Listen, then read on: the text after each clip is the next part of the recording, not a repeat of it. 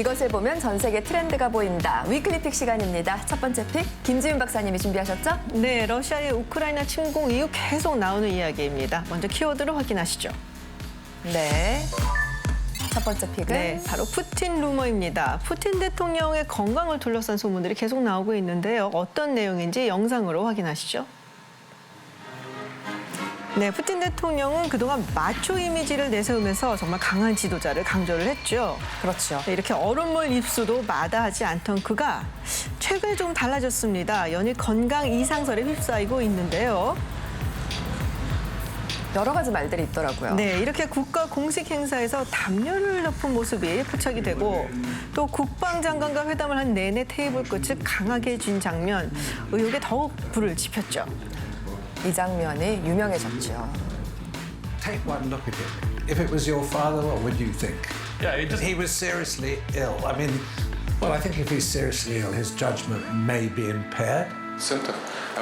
벨라루스 대통령과 만난 자리에서도 한쪽 발을 연신 비틀면서 꼼지락대는 모습, 좀 이상하다 싶었고요. 또 안절부절하지 못하는 모습도 포착이 됐는데요. 하지만 러시아 측은 건강 이상설을 일축했습니다. На экранах читать его выступления, слушать его выступления, я не думаю, что вменяемые люди могут увидеть в этом человеке признаки какого-то недуга или недомогания. Я это оставляю на совести тех. 네, 사실 푸틴의 건강에 문제가 있다. 이런 류의 글은 저도 많이 봤어요. 네, 하도 이렇게 루머가 많으니까 지난 3월에 이미 크렘린궁에서는 공식적으로 부인을 했습니다. 네. 그럼에도 불구하고 계속 나오고 있는 건데요.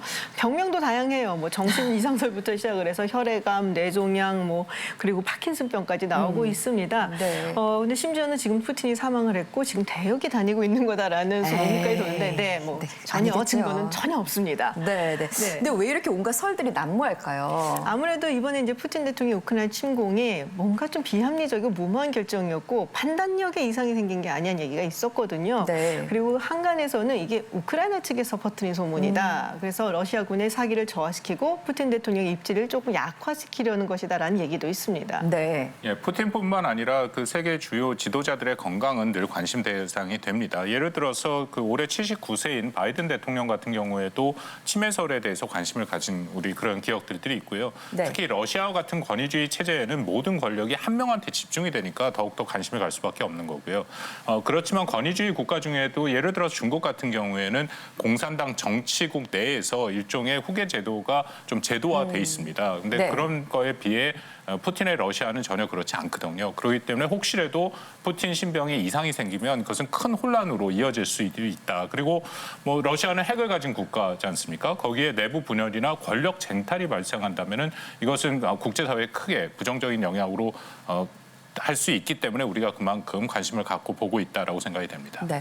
핵 이야기가 나와서 말인데 이번에 러시아가 대규모 핵 훈련을 했더라고요. 네, 지난 1일 모스크바 인근에서 대규모 핵훈련, 기동훈련을 했는데 사실은 이게 미국 조치에 대한 맞불 성격이 굉장히 강합니다. 이 바로 하루 전날인 지난달 31일 같은 경우 바이든 대통령이 우크라이나에 최신의 무기를 제공하겠다 그랬는데 여기에는요 한꺼번에 6발까지 쏠 수 있는 다연장 로켓, 근데 사정거리가 80km로 이 러시아 본토까지 공격이 가능하다 보니까 게임 체인저가 된다 이런 얘기가 많거든요. 그러니까 러시아 입장에서는 이번 지원은 이 직접적 도발이다 이렇게 민감하게 반응하고 있는데 그러다 보니까 혹시라도 이 무기가 전달되기 전에 우크라이나를 맹공격하는 거 아니냐 이런 우려도 나오고 있습니다. 네. 이번 무기 지원이 전황에 어떤 영향을 미칠지는 좀 두고 봐야겠지만요. 일단은 전쟁은 좀 더 장기화되지 않을까 싶고요. 그래서 국제사회도 여러 갈등이 있죠.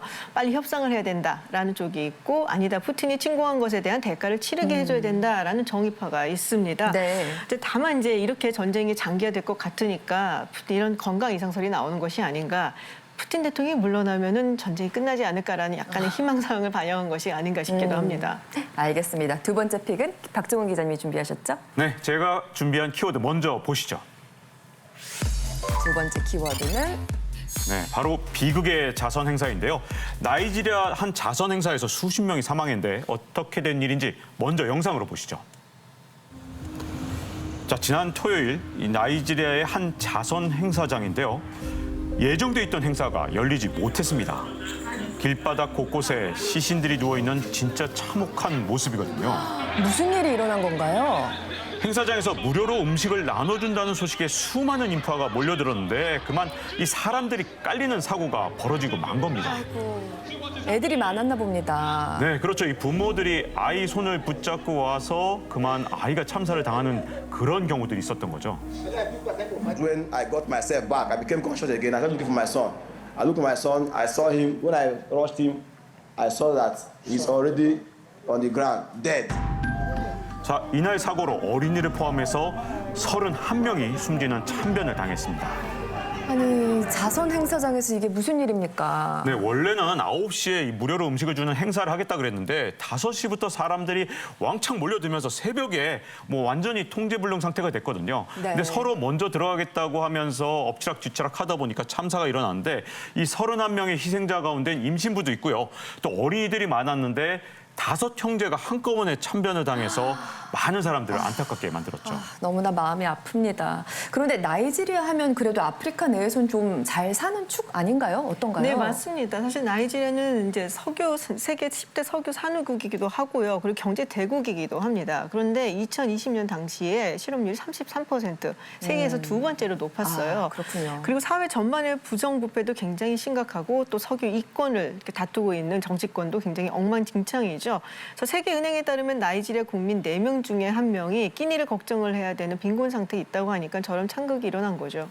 네. 문제는 이게 나이지리아만이 아니다라는 것이죠. 이 아프리카 국민들 국가 전체 밀수입의 44%를 우크라이나와 러시아에 의존하고 있는데 전쟁 때문에 지금 제대로 공급이 안 되고 있어서 이런 기아가 굉장히 심각해지고 있는 상황이 나타나고 있습니다.